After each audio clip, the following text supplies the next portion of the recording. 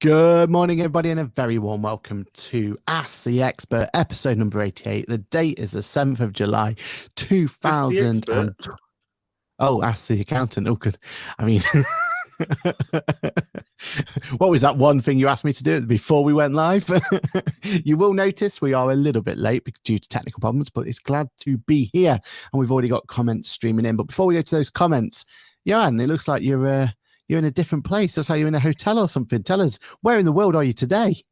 No, I'm just in my office. I'm just having quite a lot of technical problems this morning. It all started last week when my Wi-Fi router decided it didn't want to be a Wi-Fi router anymore. So that got replaced like Thursday. I've been having no problems ever since. Came into the office this morning and my cameras aren't talking to my laptop. The internet's only talking to the laptop at a fraction of the speed. Yeah, I'm diagnosing the problem as my laptop. So it might be getting a bit of a hard reset. And I'll sort that out later. But iPad Pro M4 to the rescue. So all good. How are things at your end?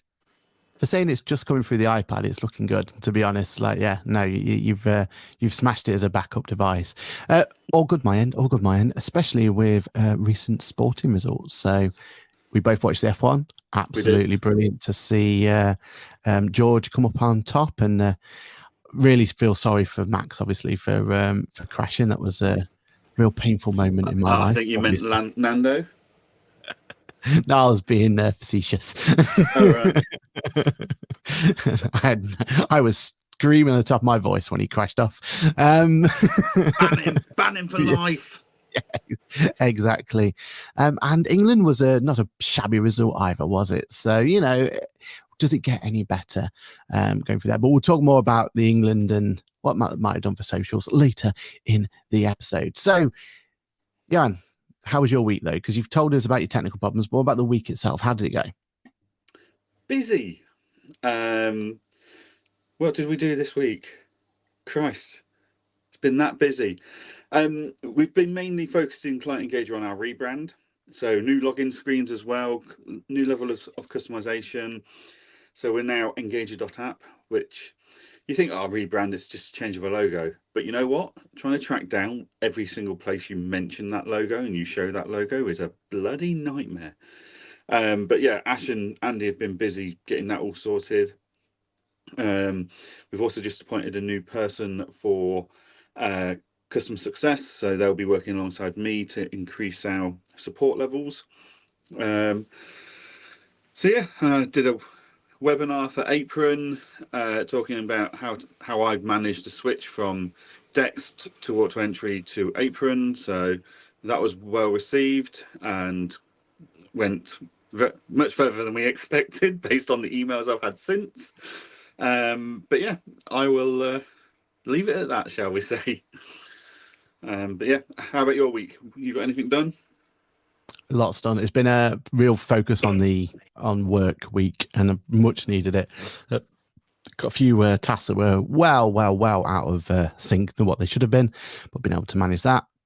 Almost got to a 0 inbox at one point. Didn't quite happen, but I almost got there, which is just the best feeling in the world, isn't it? When you can actually finally sit back and say, you know what, all of those tasks have been completed. But I've got the same this week. I'm off to go cardless this week, so that could be interesting. That would be interesting. Yeah, going to go talk to them about how Go Cardless has helped our practice and how they're helping our clients and everything else. So that'll be an interesting little insight and go through from there. And then maybe also a QuickBooks, what is it? Meet and an event, a networking event in London, which is on the same day. So I might be able to go over to see that. So Wednesday could be a really exciting day. But yeah, it's busy as always. And then we've got a little thing called F1 on Friday, haven't we? Which I know we're both off to Silverstone. The Temple of Speed, the home of F1. It's going to be brilliant. And if it's anything, I mean, that's one of the reasons why this week's F1 was just so good, because it just set it, sparks are now there. There's going to be tension. There's going to be issues, and just what we want. But this show would not be what it is without you glorious people coming in and talking to us. So hello to all our wonderful listeners, the people who've shouted up so far. I forgot to go live on Instagram. So Apologies, Instagram. We've got Dave here. Hello, Dave. How you doing? Paul's here. Good morning, Paul. Natasha's here. Good morning, Natasha. Marcus is here. Absolutely smashing on LinkedIn, Marcus. Keep it up. It's been brilliant. Kirsty's here. Hello, Kirsty. Clive's here with Clive Han QBO. He's got a potential YouTube channel on his way coming up, and he's got some interesting names, so we'll put it at that one. So hopefully, can find the right name for him to go forward on there. Are you appointing a lawyer? Hey, imitation's the first form of flattery. That's all I can say. And I think he needs to go and push himself definitely with his personal branding, as we always tell everyone. Well done on QuickBooks for making the quarterfinals to Euros. We'll talk about that later. And Kirsty's here as well. Oh, Kirsty's here twice. So you get 2 shout outs, Kirsty. Great to see you. Right then. So what is our first topic? Our first topic is finally we can talk about an acquisition that's been made in the world of the accounting industry, one that we heard about a while back, and we had to kind of be really careful about what we said because we weren't 100% sure about if it was right or wrong or if we'd misheard. And it's still not official who's brought them. This is true. Actually, yeah. So maybe we don't talk reference to that. Good point. But yeah, we'll cover the news anyway. Well, yeah, I mean, it's big news, right? Like in our industry, practice management software, as one half of Ask the Accountant will definitely tell you is true, it's a very vital part of our accounting tech stack for any practice out there. And we've only got a handful of options realistically, right? Like if you think about it, there's obviously Bright or account manager, whatever you want to call it. There's client engager or engager, whatever you want to call that one. Then there's going to be, a handful of others. And one of those other handful of others were Pixie. And I think Pixie was at one point a very popular choice, especially in certain circles that you went into. I know like the Accountants Wealth Academy, they pushed it massively because that was a real big push for them. I think 6-figure at one point. There was definitely a sponsorship there, but they definitely used it as a let's use that sponsorship to look into it a little bit more and then show what it can do, right? And I think 6-figure may have had a similar sort of setup with them at one point as well. So it's one of those where it's a very community-driven solution, Pixie. My personal opinion, I don't think it's a practice management solution as such. I think it's an amazing task management solution, but it lacks for me what I need for practice management for doing what it needs to do. But it definitely had a place at the table. And it definitely was one of those which was pushing the likes of, especially back in the day, Bright Accounting Manager to look at doing new things.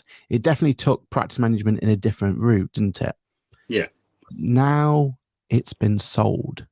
And the main guy who was doing it, the main guy whose vision it was to bring Pixie to the table, has left straight away. Now, 2 things here.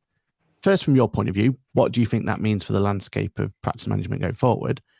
And secondly, if the main person leaves so early, doesn't that give you alarm bells? For me, like normally if you have an acquisition, don't you want that main visionary to be in there you'll try and do a golden handshake, wouldn't you? And they'll be locked in there for a year, 2 years, whatever it's going to be. But the fact that they completely isn't that red flags? If you look at all the other acquisitions that have happened in the practice management space, pricing space, etc., as soon as whether they leave straight away or 18 months later, as soon as that leader, that visionary person that actually created and brought the product to life leaves, it's pretty catastrophic to the product. And it's, whether whoever's brought, I mean, we technically know who's brought Pixie, but it's not been made official yet. It's not been spoken of anywhere, so we won't say. But whoever's brought it has obviously gone, it's going to happen whether we do it now or later. Let's just cut the cords now. So yeah, I mean, Pixie is an interesting one. I think obviously Pixie was getting bigger and bigger over the last couple of years. I don't know, they never seemed to threaten Bright Manager. Like, they weren't worried, whereas we know Bright Manager are worried about Client Engager or Engager.app. So it had huge potential, but I think their direction of growth was very different to Engager.apps. Like Pixie was all about raising capital and investment and spending that on sponsorships and advertising and event stands, etc. Whether they got that return on investment they were hoping for there, I don't know. And then they kind of shot themselves in the foot with Pixie 2.0 and AI and stuff that never really came. So yeah, as QuickBooks and Xero and Accountancy Manager and everyone always says, the more competition there is in the industry and in that market space, the better for the customer, the client, the user. Because there's one-upmanship constantly. Well, you've done it like this, we're going to do it like this, and here's our little bell and whistle. Here's our brand new feature just to be superior to someone else. So from that point of view, it's a shame that Pixie have gone, because them and Carbon were looking at AI earlier than anyone else was. Potentially too early, I don't know, but yeah, it's one less batch of ideas, inspiration, creativity in the space. So yeah, having said that, anyone that wants to join the fastest growing practice management tool in the market, Engage.app is very welcome. We're very happy to have you. Yeah, and my overarching feeling of this when it happens, I think 2 points of what you said there. First of all, you mentioned about the AI side of things, like Pixie 2.0, and completely, like, they definitely over-promised and then under-delivered on that one. Yeah. But it was a spark of genius for that first accountant law, Accountex. Yeah, that they announced it, right? Because it was the buzz. Like, everyone was talking about it, right? I remember we were due to speak on our stage, and we had to change our whole narrative for that last bit of the section because, well, we had to talk about it. Like, everyone else was talking about AI. We had to talk about it, you know, and it became that buzzword that everyone was having to talk about. And the fact that they were able to come into it and go, look, this is what it's going to do, etc., etc. Now, they clearly over-promised, under-delivered on it, and I think maybe that's one of the reasons they've had to sell, maybe, you know, tinfoil hat moment and all that lot. But it's interesting, isn't it, how they were at least in the conversation at that point. I was looking into this over the weekend, and it was quite interesting. I don't think they delivered on the functionality of AI in the end. Okay. I think they could have delivered that. I think their problem was they built such a customizable product in Pixie 1.0. Yeah. They couldn't actually replicate. So for 2.0 to work, it was on a whole new software technology bed, from what I understand. Platform, wasn't it? Yeah. Yeah. But what they realized was they couldn't replicate 1.0, never mind enhance it on the new bed. And like Center and Iris are having this same issue. Like Iris Elements cannot replicate the level of customization and functionality that Center had. Yes. Yeah. So I don't think they overcommitted in the technology sense for the new stuff. I think what they underestimated was the complexity of taking what we already had, putting that into a new platform. Now, we're ultra aware of that at Engager.app. We very much think, right, how can we ensure we're future-proof? Like, so everything is built with future-proof in mind. So we know we can. Basically, we've done it modularly, so we don't have to replace the whole system. We could just put certain parts onto a new system and power that with AI if we wanted to, but we wouldn't have to do it for the whole product. So we're much more prepared for that. Now, the way we've done it actually makes us less attractive, shall we say, to software vendors that are looking to acquire and merge us into them. So we've already had feedback by a few software vendors that were looking at us going, we don't like the way you replicate your accounts, etc. Yes, it's secure, but it's more fiddly from a scaling up model. It's like, well, it is on their levels, but not for us. So yeah, we've deliberately built that in mind, whereas I think Center and Iris certainly misjudged the complexity of maintaining current functionality before importing it over. And I think that might be where Pixie went wrong. It wasn't that they couldn't do what they promised. It's that they couldn't replicate the current product well enough to deliver that and then what they wanted to do on top.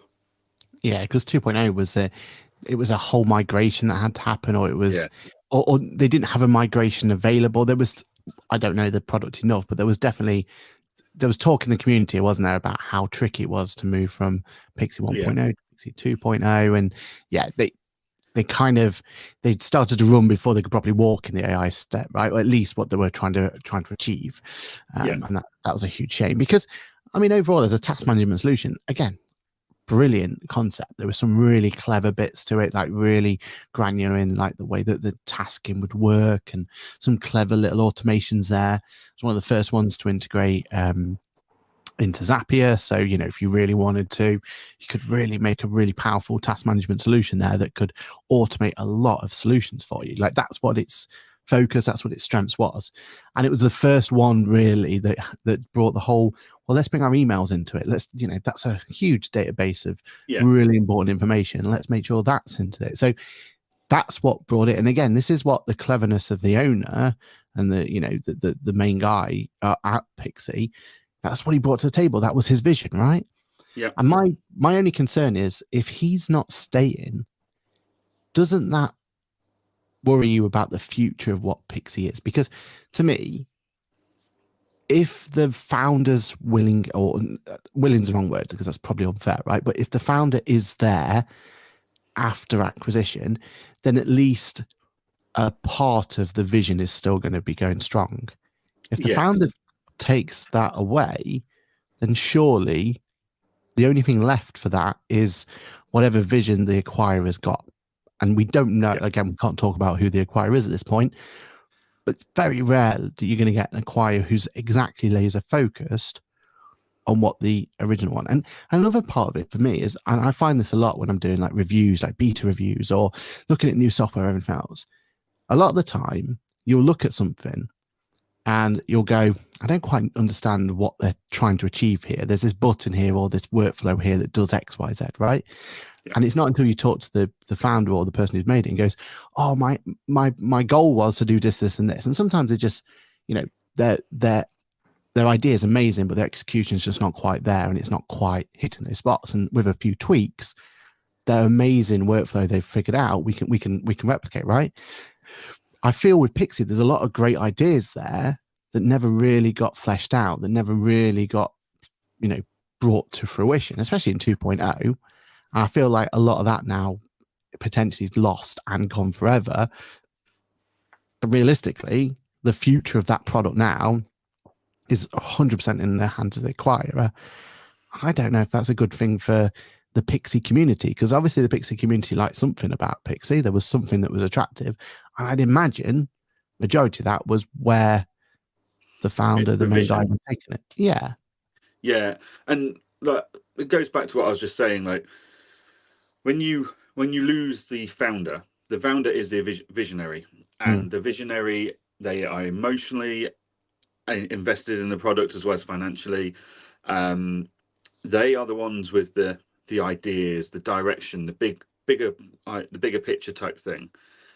And when big softwares come in and buy up these smaller softwares, that board of directors and investors do not have the same emotional commitment on any level. But even if you have some of the most visionary people on the board, they probably aren't going to be, because they aren't as emotionally invested in that product, their vision for that product is stumped compared to the original founders. And I think we see that all the time. You know, Go Proposal, Accountancy Manager, all of these acquisitions happen and development almost stops. And it's not necessarily because money's not there. It's because the vision and the visionary has been removed. And they tend to suffer quite badly for it. So unless Pixie's going to be taken in a whole new direction to a whole new kind of market by the acquirer, I don't see how they're going to be able to maintain the same reputation and development and pace of innovation in the current space that they're in. Yeah. And speaking of the current space we're in, what does that leave for the practice management landscape now, right? Every other competitor other than Engage.app now has been acquired. There isn't really anything outside. There's a couple of ones around the fringes, like TaxDome, I suppose. They've got those ones there. They're not really ready for the UK market, but they're there, right? They're in the conversation. Yep. But everyone else now has this big calamity, like overlord looking after them. In some cases, that's going to work out pretty well for them. In other cases, and for the majority of them, we've already seen fallout from that happening, right? Like, you know, you've already mentioned it's Center and everything else, and going into Iris elements and everything. It just for the core users of that product, the historical users, the OGs of that product, they're not having a great experience. Now going forward, I imagine the new people involved, they're going to love it, right? Like they're going to turn on that functionality. They've got practice management solution and they've got, you know, accounts production, everything else all in one. Like the new people to the franchise are probably going to, like, they don't know any different, right? And they're just going to like what they have. But I think for a lot of those OGs out there who really like the solution and liked what it is, they're having a bad time, aren't they, at the moment? Because things are being taken out of their hands. Things are being changed against what they originally bought into and the original reason for liking that software. So it's going to be really interesting for practice management going forward. And if anything, now potentially that limits the amount of choice that new owners have or new practices have, or any practice out there has, for moving over now, doesn't it? Because now it feels like it's only a handful of choices. Yeah, I mean, we don't know what the plans are from the acquirer, but at this moment in time, it looks like one less viable product on the market for startup and small to medium firms. Yeah, 100%. And we can't talk about it too much. We know that software helps run another piece of practice management solution out there, right?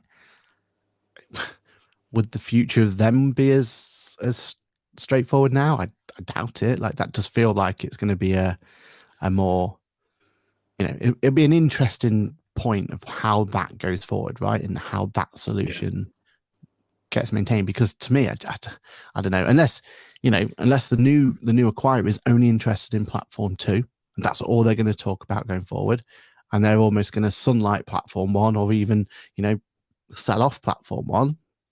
That could be a potential that might work for everyone involved, right? And then it gives everyone kind of some stability going forward.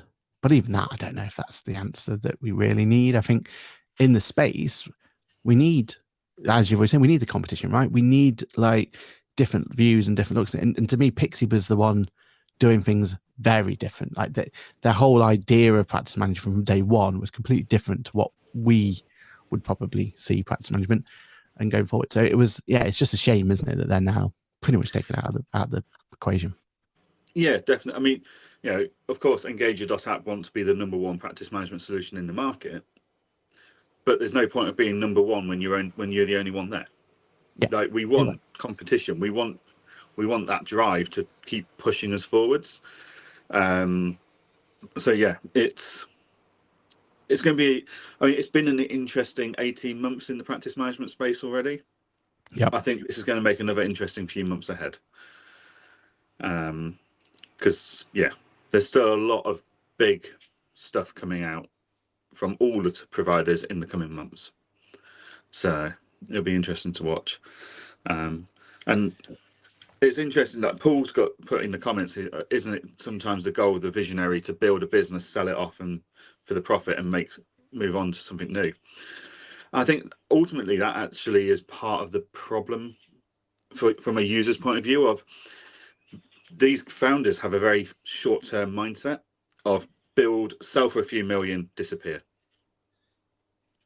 Or you take the infinite mindset that Simon Sinek talks about of you build your business in such a way that the software business runs itself, and you cream off a few million every couple of years and let the business run itself, and you just be involved as much or as little as you want to be as the founder. Like, I would make more money out of the infinite mindset of keeping the business and keep running it and keep developing it and keep building it than I would to build and sell and then have nothing and have to live off that income, that selling profit, until I come up with something else to do. So yeah, because it's all well and good saying let's build another one, but like the reason that your original solution got so successful is because you had expertise in that area, right? yeah, And we're all human. and We only have expertise in so many areas. there'll be non-compete agreements in that acquisition. There'll be rules banning them from the space for a period of time, or from what the buyer may perceive as a encroachment on the original software idea. Like, yeah, it is a very short-term goal, and the amount of people out there that have built a software company in the accounting and bookkeeping space, sold it, and come to regret it because the new buyer hasn't done what they wanted to do with it. Yep. They've not honoured the vision, the culture, the ethics. B, it might be that they've had more ideas to help drive it forward and they can't do anything about it. Or C, they're so tied up in different legal agreements as part of the acquisition that they're struggling to find a direction forwards. Yeah, so 100%. Yeah, in that case, like, actually the founder loses ultimately, but the users lose out immediately. Yeah, and we've seen that so many times, right? We can go through the past and look at acquisitions that have gone horribly wrong for certain users, right? Like that's there. That is exactly the issue that for a lot of people, we don't want to react. Like we want history to be there for a reason, and we want a lot of the times for people to use that history and go, let's not do that to them again, because it's not fair on them, right? Like especially something like practice management, which is a huge undertaking to move. Like people don't want to move that. You're very sticky for a reason. Yeah, and ultimately, actually, the whole industry is harmed by these acquisitions, because these people that are creating technology to improve systems and processes in the accounting space, or change thought leadership on pricing or managing people, whatever it is, as part of their acquisition deal, they're basically told they can't do much in the accounting space anymore. So actually, we've no longer got that thought leadership. We've no longer got that visionary input into our space. So actually, the whole industry suffers because of it. Yeah, and a lot of the times, the new vision that comes in, and I'm a prime example, right? I was very content with my accounting manager solution, very content with it. It was helping me build my practice and ticking all those boxes, right? And after the acquisition, their whole vision changed from like trying to build the best in practice of what it had to, oh, let's build the best in ecosystem. Let's go on this. And for a short amount of time, I was well on board with that vision. Like they sold me the dream completely. Yeah. This idea that my whole practice could have one ecosystem that could just run it all. Like that, that was a dream that obviously sounded too good to be true. And they're going to get there one day, but that's a long road. They're a step closer now, aren't they? After this week's news. Well, yeah, we'll bring that up after the thing, but but the dream was there, right? The dream of them being able to like have that one solution that can run them all was brilliant. But as a user, I went from being really content with my software to becoming frustrated very quickly, and then being shown this dream and being kind of involved in the back end of looking at the betas and everything else put me off, because the dream they'd sold me wasn't so far away from the dream of my expectations and what my expectations were, that just soured that relationship. And that's, unfortunately, that's what happens, right? Like those dreams that you first, those visions that you first come in, the bigger solutions have got these bigger dreams that that sound amazing on paper, but actually they're unrealistic to deliver anytime soon, right? Before we move on, though, let's go on to Apron and let's go and see what Apron has to offer. Because if you're talking about a dream, if there's a dream that you want and you want a software that can deliver on that dream, then Apron's your person. Let's have a look. I'm here with my friends over at Apron, our new sponsor, and we've got an amazing feature that just went live. It's called Capture, and this is going to revolutionize the way you get data from your client. Watch this. Get the receipt, take the photo, bish, bash, done. That's it. This is going to be dead quick, dead straightforward, dead simple, and more importantly, it's easy for your clients to use. Did I tell you you got WhatsApp as well? What more do you want? And that is a solution that just does what it says on the tin and works. And they've got a vision, and we absolutely love their vision. So yeah, thank you very much, Apron. Thank you for all your support. And if you want to know more about Apron, then you know where to go. Go over to the Apron website, have a look at it, have a play around, use that WhatsApp functionality. Your clients are going to absolutely love it. Yeah, it's really, really good. Cool. Johann, do you want to bring in the Bright news then next, and then we'll move on to our one after that? And it goes back to that vision, doesn't it? They've obviously decided they want to go from. So we had Accountancy Manager, which is now Bright Manager. Then they brought out Bright Propose, where so you're starting the journey with Bright earlier. Then they brought BTC, so you think accounts, production, tax returns, etc. Well, last week they announced the acquisition of My Working Papers. So it fills that hole, doesn't it, between the practice management solution, then you've got your FMS solution that feeds into your working papers, that feeds into BTC or Bright Tax as they're calling it. So in theory, a very cool acquisition from them. Affordability and actually trying to plug all those systems into each other is going to be a whole different kettle of fish. Like, I don't know if they were missing something like working papers, and that's why development and integration between like Bright Manager into BTC hasn't been phenomenally exciting recently. I don't know. This could be the next step that helps them achieve everything they're trying to achieve. But yeah, like, so My Working Papers is now, we've not had a formal name yet, but I'm going to go on a limb here and say it'll be called Bright Working Papers or Bright Papers, something like that. Again, that vision is not a bad vision. It's a very cool vision. Like, the concept is incredible. It's deliverability, and can they do it quick enough before they annoy everyone that they've been sold this vision that's not actually being delivered yet? I don't know. Yeah. Because that, I mean, we've been trying to bring that functionality into Client Engage our end, right? Like, and we're having to kind of do a bit of a, because we use QuickBooks Working Papers in our practice, so we've had to do a bit of a thing where we do deep links and everything else. But the idea is that if I send in the practice management solution a job to one of my team to maybe, I don't know, review or prepare a set of accounts, and if they can just click on the button, it comes back to what we were talking about Sage last week, right? Yeah. If there's that one click, that's the workflow we all love, right? And that's the workflow we want.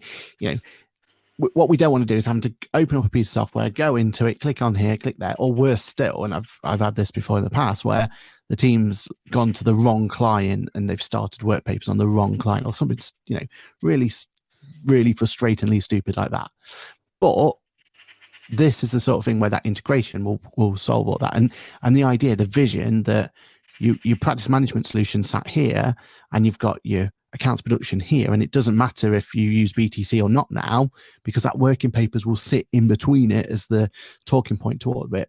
Amazing. Well, I'm well up for that as a solution. Maybe my only thing is that, because for me, the work papers, I've used it in the past, love the solution. My work papers, I think it's a great solution. You've already mentioned about the pricing. It was never quite right for us at the time, but maybe that can change, and that's an easy fix, right? Yeah. But what was frustrating for me was it was very much Australian based, because that's, or New Zealand, I can't remember quite which one it was, but it was one of those regions that it was based. And when we were using it, and granted this was a couple of years back now, when we were using it, it was still very much based on those requirements. So if they can localize it quickly, it may already be like maybe I'm out of touch with it, but I think that's what it needs to do. It needs to have that localization and those deep integrations. If they can nail those deep integrations, I think that's a huge win, right? That's a great acquisition. Yeah, definitely. I mean, it's definitely an exciting acquisition for that tech stack. They've just got to move quickly to make sure it's all integrated as quickly as possible. Yeah. And affordability, like I'm hoping because they control all of that tech now, I would hope for the user's sake that means they can bring their prices down. Yeah, or bundle it. If it was one bundle, better, a little bit more than maybe the competition, but you had all of those functionality. Yeah, solved, because isn't it? As much as you and I love QuickBooks Working Papers, the major downside is that it is only for QuickBooks licenses. Yeah, Like, without workarounds. Yeah, you and I constantly review and look at other solutions from a point of view of I want an all-in-one. And we said it I think I said it last week. Like, this is what I want. Like what Sage announced is almost what I want QuickBooks to hurry up and announce, in the fact that I want them to have an API that pulls through trial balances from Xero and Sage and Free Agent and stuff. Otherwise, my team are more and more regularly ranting about the frustration of that, because we've got clients that are on Xero, we've got clients that are on Free Agent, and if we want a slick solution, it needs to be a solution that works for every client. Yeah, we need the same workflow, which QuickBooks Working Papers isn't currently providing us. Yeah, and exactly. I don't know if they've got any any ideas or plans to do that. But yeah, I mean, I'll go back to your analogy, Aaron, of if I was starting out today, Bright would be a very tempting prospect, that dream of all-in-one. Yeah. Is it affordable for someone starting out today with a brand new firm to have that whole solution? Very different question. But yeah, I'd be interested to see where it all goes. And like when I see acquisitions like that, I do sit there and go, like, we've already got the pricing at Engager.app. We've already got the practice management. Yes, there's loads more work we want to do there. But in 2025, do we look at working papers? How can we make that work? Because that does then make sense. And if we're going to do that, then actually we may as well then go into accounts production. And then if we're doing that, we may as well go into tax production. But there's so many complexities and so much work just maintaining the right equations and inclusions and exclusions and stuff, that it's a whole different beast. So it's never going to be something we look at in the short term, or maybe even in the medium term. But the idea is there. And I'd say the only thing they're missing is the FMS solution, but they do have surf accounts, don't they? But it's not in the UK, really, is it? No, not really. And really, you've got to imagine that's coming at some point, right? And some sort of, receipt capture functionality included in there is like the only small bit that they're missing, right? But I would say for them, the next thing they really want to for sale at the moment. Yeah. Maybe. You're definitely not allowed to talk about it if there was. But one thing I would say is that I don't think that's where they need to learn. And maybe this is what the work papers overall is going to be. But I think they still need to concentrate on the health of the books, right? That area that we still haven't really found the perfect solution for, right? Your Dex position, your Zama, not Zama. Is it Zama? It is Zama. Xenon, sorry. No, Xenon. Yeah, Xenon. Yeah. So they still need to do that. Now, work papers, in theory, could do that. And I'm surprised that work papers isn't already doing that. You've already got that connection, right? You're already bringing that data. Why not do something with that data, right? Yeah. If either that so or you're thinking like a bookkeeping review tool that, we're doing it annually in working papers, so why can't we do it monthly or quarterly? Why don't we get told about it? Like we all, like, you've kind of sold us a dream on, and what client engager wants one day, right? Like that whole idea that you're not just talking about bookkeeping based on a date, it's based on a score. Like that's the dream, right? And I think that's where Bright, if I was the visionary there, that's where they need to be looking at now. Like work paper's amazing, fantastic idea. Like that is a massive big tick that they're gonna, that's gonna really help them. But they need to think about, well, how do we bring that information in? How do we drive our processes? How do we drive all of our workings and a task, should I say, within practice management? And I think that's the bit that they need to do. And if hopefully my work papers can do that, but if not, I think that's what they need to focus on now. Because the FMS solution, the market now, unfortunately for them, it's quite set, right? We've got those 3, maybe 4 main players out there. It's going to be very difficult to bring anyone in there. Iris tried, CCH tried, you can keep going about all the ones that have tried and failed. Realistically, they just need to. KPM's trying, Nomi's trying. Yeah. They're just, they're they not work getting the in traction. certain circumstances, don't they? Like there's certain small client base that work really well for. But ultimately, if you've got a business who's looking to scale or looking for that, I think they need that functionality that comes with the bigger FMSs. Like that's you can't replicate that overnight. That's a big process to come up to feature parity to what those are. So I think realistically, they need to start working with those more, like use the data that's there. Very much so, like, Engager's doing with Free Agent, right? And then bringing that data in and using that data that's there. Like that's what we need to see more of, right? We need to see that through everyone. Paul says, I have to say one frustration is that, yes, you can export the data to Excel, but they are all different formats. I spent ages reforming cells before I can even work on the data sometimes. Keep an eye out on a video coming up very soon, Paul, where I may solve that problem for you. Kirsty says, like Sage can do all in one. Okay. Yeah. Any more on that one before we move on, Jan? No, I think it's an interesting acquisition. My only concern for the users of Bright is it another distraction for their tech team to focus on the implementation of that when they've not really implemented Bright Tax fully yet, and a lot of the Bright Manager users are screaming out for development. Yeah, exactly right, exactly. Okay, and they've got to figure out the price point. They've still got to.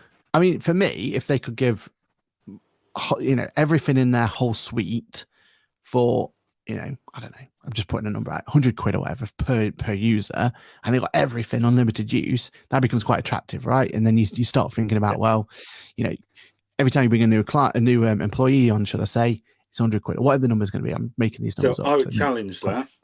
I would go, right, well, actually, can we do that whole suite of proposals, practice management, an FMS solution, whether it's self accounting, whatever they decide to bring into the UK for that, working papers that helps us do our bookkeeping reviews, Bright Tax. If they turn around to me and say, well, you can have all of that, but it's per client, that's easier for me to price to my clients. Because I just go, right, well, it costs me a minimum of this per month just to have that client on the books. Yeah, I completely agree. But I do feel like, I agree, but I do feel like that model's already been done well elsewhere, and they've got to be brave to be different, right? They've got to go for a different mentality, and rightly or wrongly, but for some practices it would work and for some it wouldn't, right? I feel like the per user, per client one is already there. It's not there at Bright though, is it? But no, it's not. But that's what I'm saying. Let's change it. The problem with per user instead of per client is if someone goes on maternity leave, or if someone decides to come back off maternity leave, but they want to job share. Yeah. As the firm owner, I'm paying a software tax for that to offer that support 100%. And that flexibility. Yeah. But if it's per client, I know, well, actually, I'm paying more because I've grown my firm. Yeah. New staff members doesn't necessarily mean growth. Yeah, 100%. And I think it's right. There's no right or wrong answer, right? And it's going to be right or wrong in each way. But I just feel like for them to, and it's the same argument we've had with, Apron versus Dex, right? You're going to price it. You need to have that target audience in mind. If you're going for premium, fantastic, but then you need to deliver the premium solution. In Brightspace, they need to go for premium, or at least they need to go for eco. They need to go for all in one payment is all right. I feel like that's what they just need to nail going forward. Maybe that's what was it Bright Plus is going to achieve, maybe, but yeah, they've gone very quiet on that. They pushed it really hard on Accountex, and then with t-shirts and everything, still no reference on social media, nothing on their website. It's a bit odd. Maybe there wasn't enough interest in it. I don't know. Or they kind of beta testing it with some users maybe and seeing how it goes potentially. Yeah. But yeah, it's an odd one. Okay, cool. Next topic of the day before we close out. Social media has been a bit odd this week. I don't know. Maybe it's just me. Maybe I'm in my bubble. Maybe it's a little bit. Your little echo chamber. Yeah, maybe it's my echo chamber that's kind of caused it. But it's been a bit spicy, a little bit spicy, and I don't know if I like it or not, to be honest, because I don't know about you. You're completely. We have completely different social media, routes that we're taking. Right? You've gone full blown. LinkedIn's your main platform, thought leader. That's what you want to push, and it works really well for you. I've obviously gone for YouTube's my main platform. I want to make training videos. I want to educate. That's my thing. I want to review things. I want to push my opinion that way. And then my other social media platforms are always just ones that I will take a fleeting interest in. So every now and again you'll see me post on LinkedIn. Every now and again I'll post on Instagram. Every now and again I'll post on TikTok. Right? They're always going to be second best to that main platform. And I saw today or last week how a member of our practice management club, they've been posting daily in LinkedIn for the past, I think it was 2 months now, and their stats have gone through the roof. Like it's that consistency is king. The idea that they've been able to put consistent content out there, relevant content, and they're seeing some great results out of it. Right. So with any social media, you've got to knuckle down. You've got to find the platform, and you've just got to. And we've only got so much time, so we can only invest in one platform or another. But I must say, I think LinkedIn at the moment is a place to be pushing for, because if anything's gone by, like even just my interactions with LinkedIn lately, it's become such a more, I don't know, spicy place in a nice way. Like there's been, instead of just having these safe topics that everyone keep putting up, blah, blah, blah, blah. There is, and there's a lot more going in. And, thankfully it's not gone down the political spectrum. There's been a couple, but there's not in the political spectrum ones that could get really nasty. But they've always been quite tongue-in-cheek, haven't they? They've always been quite, me personally, I've had some posts that were put against me that I chose to stay away from, right? There was some involving some footwear that I decided to just ignore and push on. But this time, there was a particular post that went in my way, like completely targeted me, right? It was against the software that I pretty much, have a personal brand of because of. And, Aaron, this is a safe space. Are you feeling bullied? You can tell me, and you can tell our listeners, it's a safe space. No one's going to judge you for thinking you have been. Well, I did get attacked by my football team. My national football team, right? And all I could say is that it was brilliant to see how that little bit of debate, that little bit of, cheeky back and forth and everything else really did, like stats wise and all that sort of, if you want to go into all that sort of catapulted my, my normal interaction that would always have. And I think that's the thing that maybe I've always missed from LinkedIn. Maybe it's always been there, but that little spicy little, and the context of this one was a certain member of the accounting industry decided to say that QuickBooks was like England and tried to be derogative and tried to say that they were slow and all this over. But I quickly went back on the defense because, you can attack QuickBooks all you want, but you're not attacking England. Like that ain't gonna happen on my watch, right? Like that hurts. So I went straight on the defense. But that whole conversation topic and everything else just blew up, and maybe it's always been there. Maybe again, it's me not putting enough effort into LinkedIn to see it. But I'm telling anyone else out there, if you are looking to grow your social media platform with LinkedIn at the moment, just have those friendly, spicy banters with people, because that's what people are interested in, right? Like people were throwing comments in like, oh, Aaron, what are you going to say next to this? And it created that banter. And again, maybe it was always there, but I feel like there's been a shift lately where that's almost more acceptable now, and I feel like the platform's maturing, isn't it?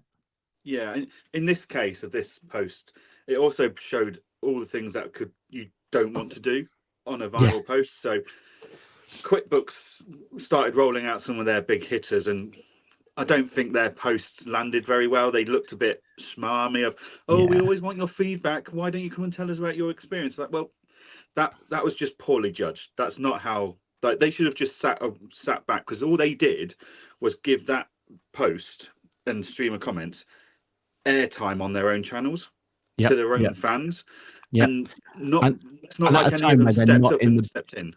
And at a time when they're not in the best shape, right? Like, there's been a lot of negativity around it at the moment. Yeah, you're right. And then you've got other people that were clearly commenting using AI technology, and the comments were out of context. They were and they were trying to defend QuickBooks. So it's like, oh my God, the fact that you've just used AI, which is so blatantly obvious you've used, hasn't helped anybody. In fact, if anything, it's made it worse. Because people are arguing like the AI in QuickBooks is going to be phenomenal. They've obviously used AI to respond to a comment and made themselves look like the clowns doing it. Yeah.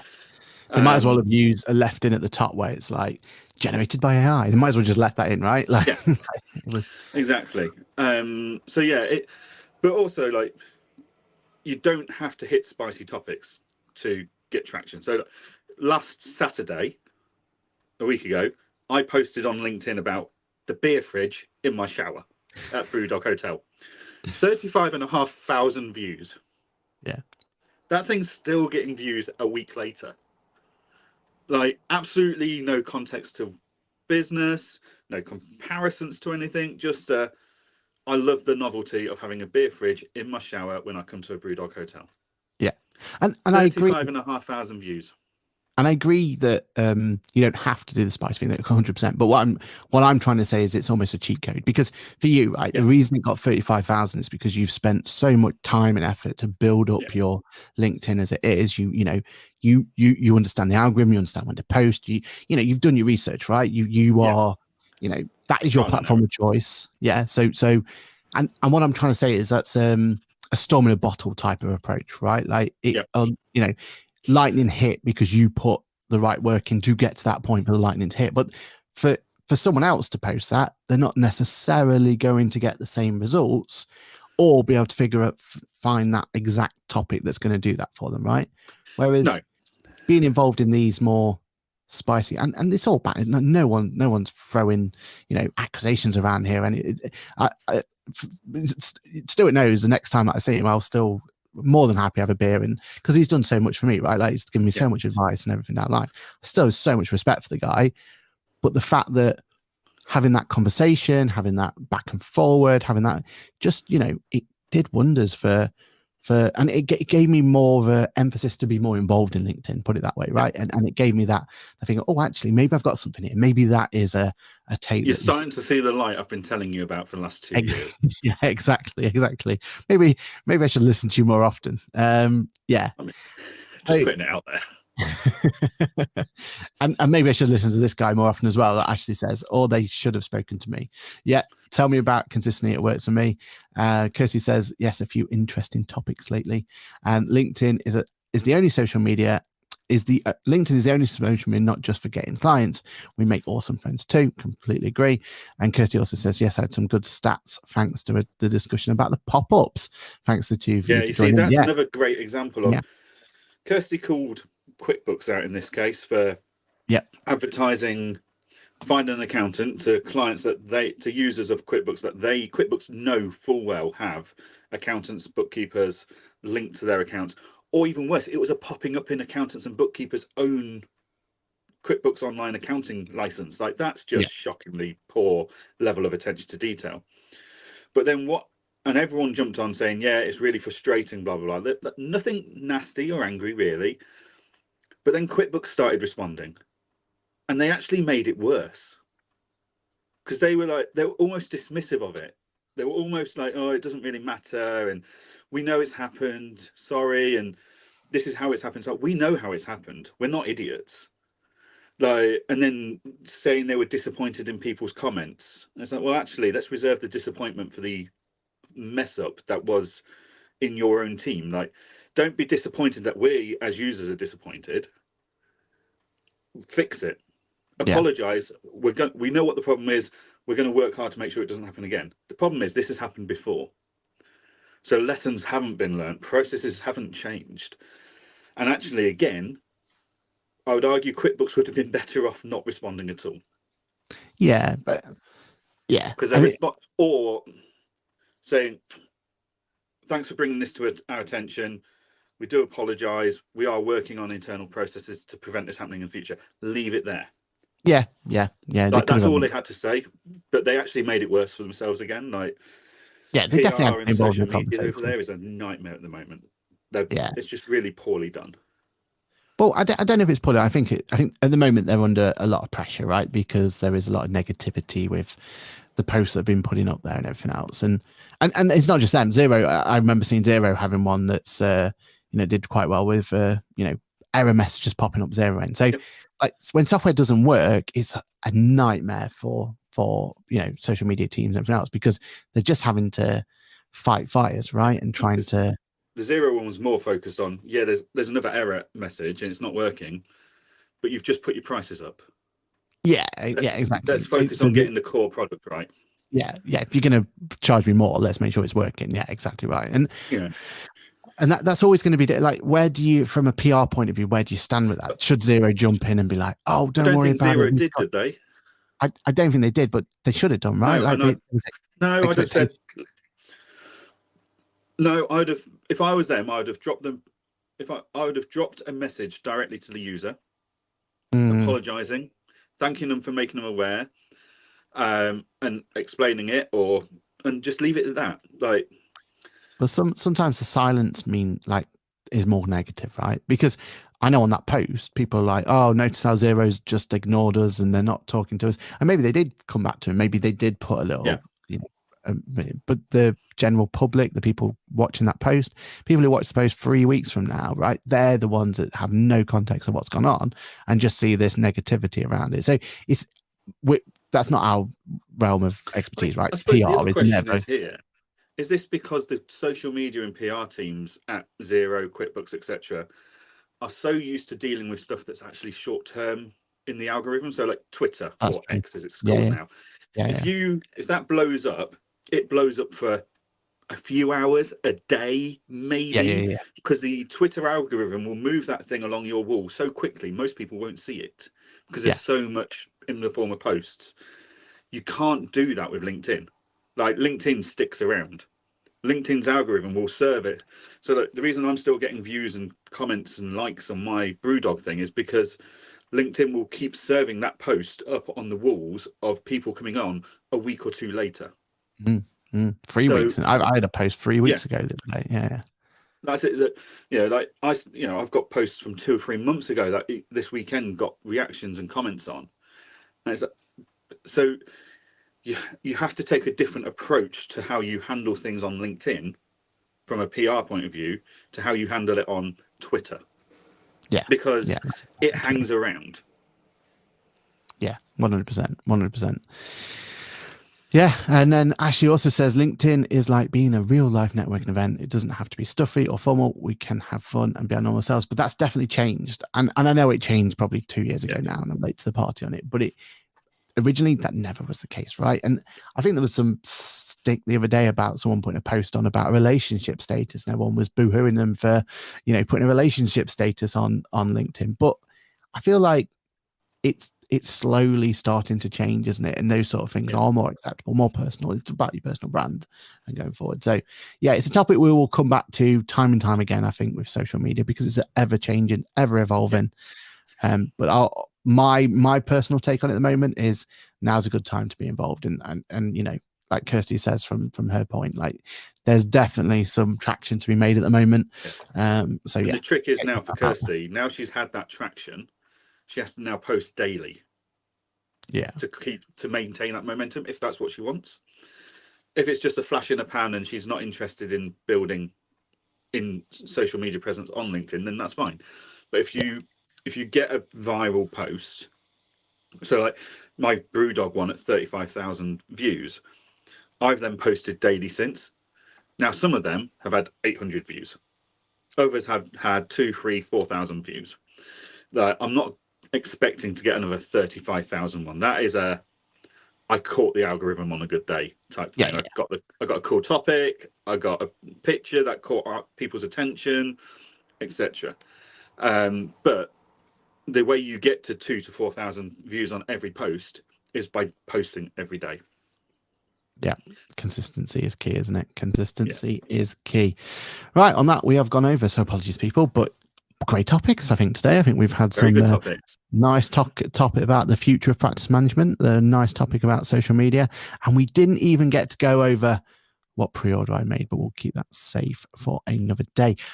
Johann, you quickly want to go over some client engager updates so that people are up to date with what's happening in the world? I mean, our community is already very well aware of it all, but we've got new customization coming to our login screens for both the client portal and the firm portal. So it's going to be a lot more personalized and up to you guys how you use it, how you style it. I've already seen some fantastic designs. Like people were up at 1 o'clock this morning updating their profiles. So that always tells me when we've done something that you think, oh, it's no extra value or functionality giving customization of a login screen, but the novelty of us doing it has led to people staying up until 1 o'clock in the morning waiting for the update to come out so they can tweak it ready for Monday morning. Like it's a phenomenon. I don't often see that kind of excitement in practice management software, but we get it quite often now. Users that are going, what time is it getting released? I might stay up and play with it type thing. So yeah, and yeah, we're now called Engager.app, and I've got new t-shirts somewhere, not in the office apparently. But yeah, we've got new t-shirts. We'll be pushing on for Engager.app is just new name, new login screens, and we're not charging you to customize your own login screens. Like that's a value added service, unlike some. But yeah, and then Kirsty's asked, will you be doing a session next week at the British Grand Prix? We are going to hold that for a second, just because I'd neglected Instagram. So Instagram have had a few comments in there. Amy Hannock says, we've got your back, Aaron. So thank you very much, Amy. Thank you for that. And so does Stephanie as well. Stephanie says that she has my back as well, and also says her Dex post was one of the most highest viewed. But what I love the most is that DMs I receive from other bookkeepers and accountants who are also struggling with the same issues and could help them out. And that's what it's about, right? Like I know I spoke to her about it the other day, and you know, from her point of view, it means that she's then in conversation and helping those others out who may be in a similar thing. Sometimes that's all it is, right? It's just that you're having a particular issue, you tell someone, and it's just that knowing that someone else is going through the same pain you are, that's all it takes. And yeah, you may not be able to solve their problems for them, but just knowing you're going through those same problems, so important, isn't it? That's why I love sharing my firm's tech stack. I do it every couple of months of this is our tech stack, this is what we're using for everything. It's not to get any love or attention from those tech suppliers. It's actually, we're always asking each other at networking events and events, conferences and stuff, what are you using for this? What are you using for that? Well, instead of having that conversation 4 times a year in 4 events all next to each other, I want to have that conversation every month or 2 where I'm going, this is where we're up to at the moment. This is what I'm trialing. Yeah. And people always drop me a message going, oh, can it do this? I'm having the same issue with that one. Your new solution, can it do that? And I love that conversation. Yeah, 100%.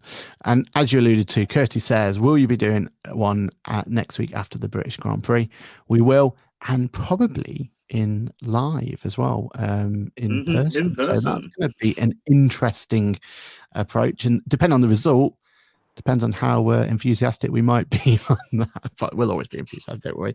But yeah, we could be even more enthusiastic than always, than normal. So with that, I think we need to call it there. We are over time. So apologies, everybody. Have a great week. Hopefully we get to say hello to you in socials and all that as we go along. Thank you, everyone who's watched today. We've had a really, really packed show in terms of it. Yeah, go Lando. Exactly. I'll be papayed up to my eyeballs come next week.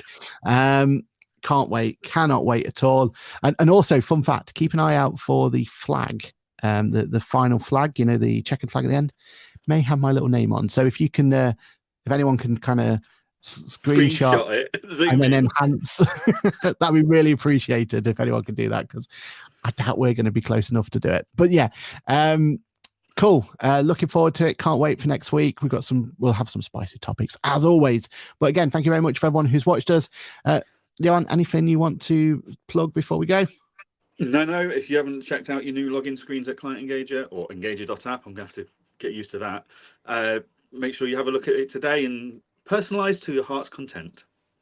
Loving it. Brilliant. Cheers, everybody. We will see you next week. Bye for now. Goodbye.